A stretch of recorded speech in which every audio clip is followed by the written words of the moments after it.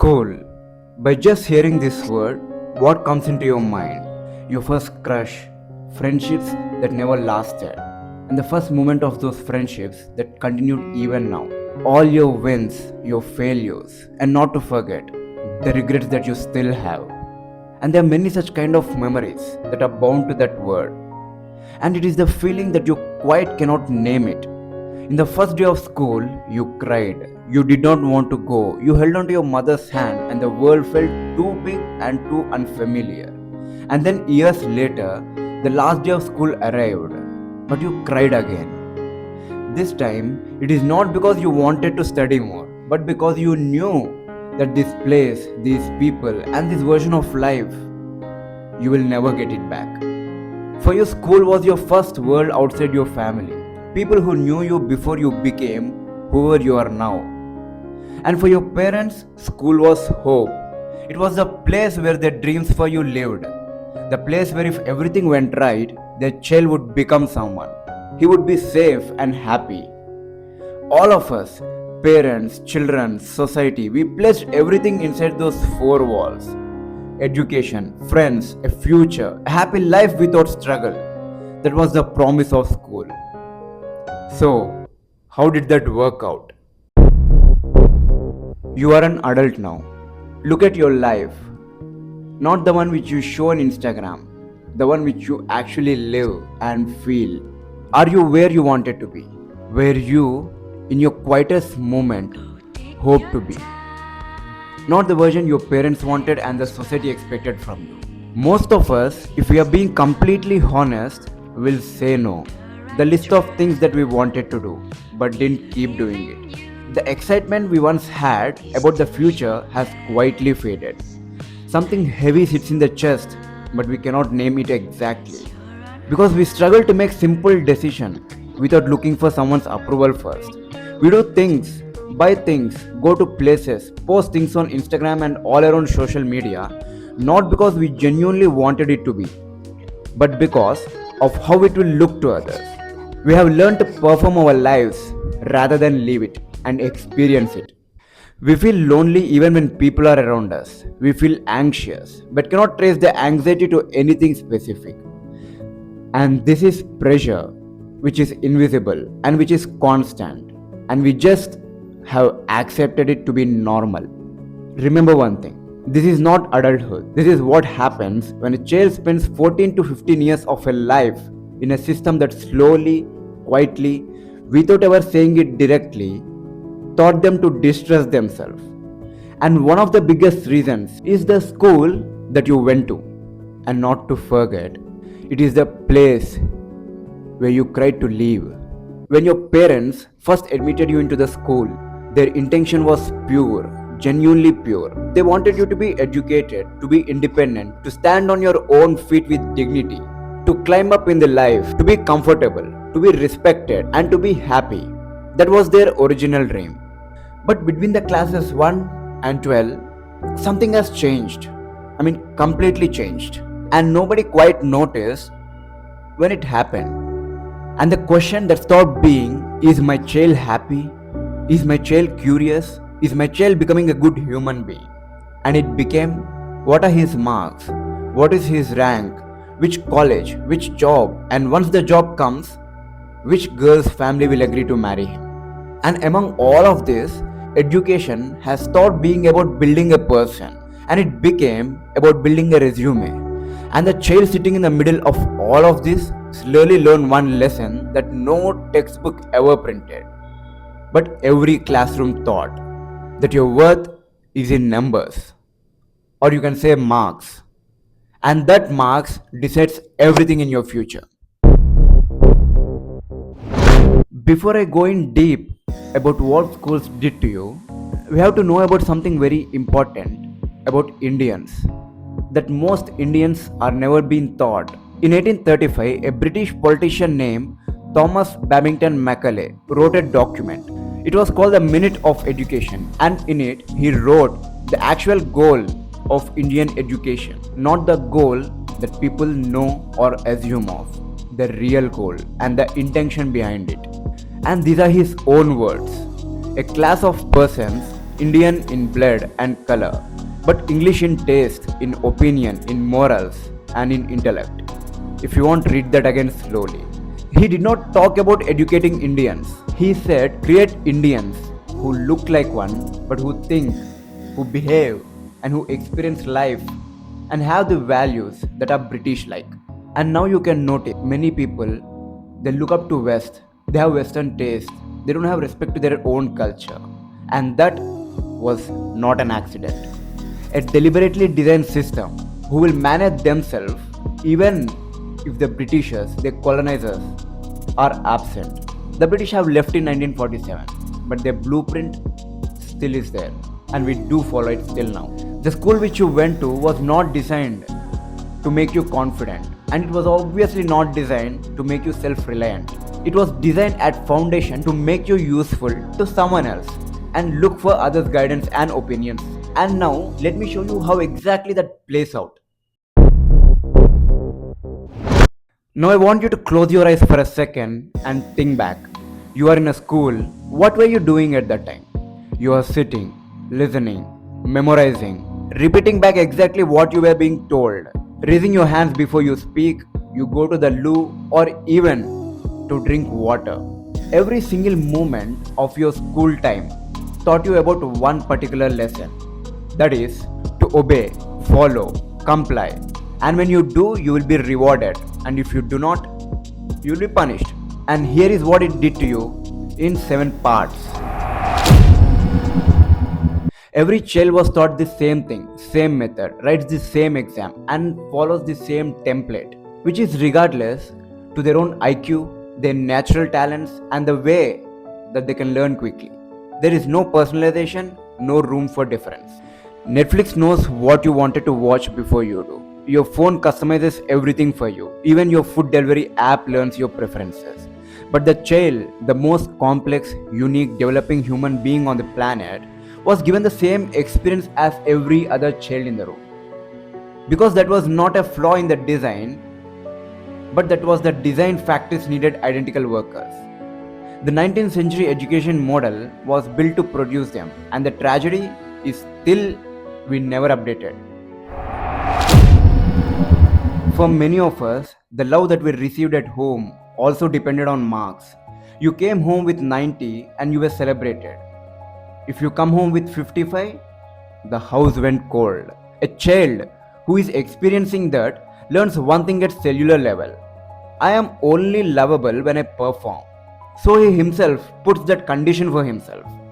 And that child becomes an adult who needs external validation before they feel okay about themselves, who needs someone else to confirm a decision before they trust it. He will become the child who buys the things, posts things, choose careers based on what others will think is good, and will be needing their approval. And in extreme cases, the children in India today are ending their lives over exam result. Not because they are weak, but because the system successfully convicted them that a number on paper is the same thing as their value as a human being. That is not a personal tragedy, that is a systemic crime. Right now, in this moment, if you sat down to truly rest, would a part of you feel guilty deliberately throughout the years of being told that rest is weakness and it becomes failure? You are being shamed to take rest, and because of that today, you procrastinate. The business you wanted to start, you do not do it. The video that you wanted to shoot, you won't. You do not take any risk because somewhere deep in you, failure still feels like what it felt like in school, like a verdict passed on your worth. Let me ask you one question and answer it genuinely. What is the thing that you truly and genuinely enjoy? And ask this exact question to your friends, families, your parents, and everyone around you. It's not what they're good at, it's not what they can earn money with, it's what that they actually enjoy, even if it doesn't give any benefits. And you will notice that most of them will struggle to answer it. That is not a life problem, that is an education problem. They spend their entire formatting life career chasing external validation like marks, praise, rank, and never once knew to look inward and ask, what drives me? What am I curious about? What would I do if no one was watching and no one was grading? And this is the exact problem that I have with the parents, our society, and even the school system. We were not even taught to set goals. All we did in our school was sit quietly, raise your hand to take any kind of permission. We always keep on listening. We cannot ask questions because if we do ask, we're being told to shut up. For 14 fucking years, taking permission to speak, being told your role is to listen and obey. Then suddenly at 22, you are thrown to the outside world in the reality that we are actually living in right now, and the world suddenly expects you to take initiatives, to be accountable. The terms like independence, self-reliance, agency were never being taught to us. In fact, it was punished every time it appeared. Just on a side note, let me just share with you something that happened. There was this kid who is a very bright kid in my school, right? He came up with a solution for a mathematical problem in his own way, not the one the teacher has taught to all of us. And when he showed that to teacher, he didn't get praised. All he got was scolding. In front of everyone in the class, the teacher told him to just follow what she thought. And the way which she said it, it was very condescending. Don't act smart, I'm telling you, is what she said. Now think about what would happen to that child. His entire confidence, self-worth, and ability to think independently and critically is being snatched away from him. This one is directly connected to why we idealize the West without questioning it. A person who was taught that there is always one correct answer and that authority defines what the answer is. And that exact person who was taught all of this will naturally default to whoever presents themselves as authority. And for decades for India, it was West. The West took all the knowledge which has learned from India, from our textbooks, from Vedas, restructured it and renamed it and marketed it better than us and called it modern, authoritative, and the labels like intelligent, scientific, researched, and it gave a blueprint like how a modern successful life should look like. The typical American dream. That is what we idealize even sitting in India. And if some person who can think critically ask, is this true? What is the proof that this is the right way? He will be told to keep quiet or silenced. Thinking back, ask yourself, how did you learn in school and how did you prove that you understood a certain concept? The only thing that we can think of is exams. We do have a namesake practical test, but it was just namesake purposes. We were isolated particularly. We were told not to copy. There was never a kind of task that people collaborate together to come up with a solution, to solve a problem. All it was is only about marks, to not speak with others and sit quietly. And between all of these things, we all grew up and we don't know how to ask a help for others. We cannot collaborate with anyone. We feel that we are doing something wrong if we ask someone else's help. And because of that exact reason, we are unable to build real teams because vulnerability feels dangerous. And we are unable to even form friendships. And that is the reason we are lonely, most of us are. But there is something really deeper, a more deeper wound that happened to us Indians, which is completely different from all the 7 points, but I just walked you through. Because those 7 words are all about, as an individuals, which we are struggling with being confident, with being self-reliant, and in our ability to face failures and rejections. But there is this one specific wound that is not about individuals anymore. And these are the wounds that our schools created and are still creating them.